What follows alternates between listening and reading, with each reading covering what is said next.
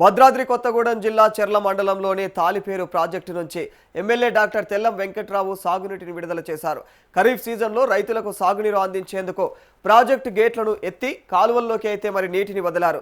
మరి ఈ సందర్భంగా ప్రాజెక్టు జలాలకు ప్రత్యేక పూజలు నిర్వహించి పసుపు, కుంకుమ, పూలతో నదీమాతకు నివాళులు అర్పించారు. అనంతరం ఎడమ కుడి ప్రధాన కాలువలుగా వాటి గేట్లను అయితే ప్రారంభించి నీటి ప్రవాహాన్ని విడుదల చేశారు.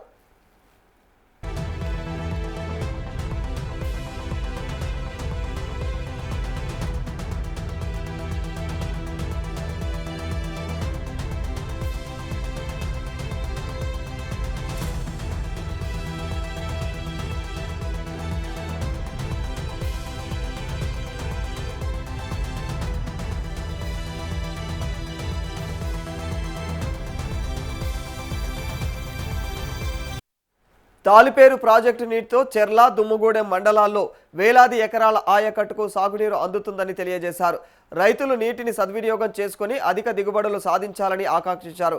కాలువల నిర్వహణపైన అధికారులు నిరంతర పర్యవేక్షణ చేయాలని, ఎక్కడైనా గండ్లు పడే అవకాశాలు ఉంటే ముందస్తు చర్యలు తీసుకోవాలని సూచించారు.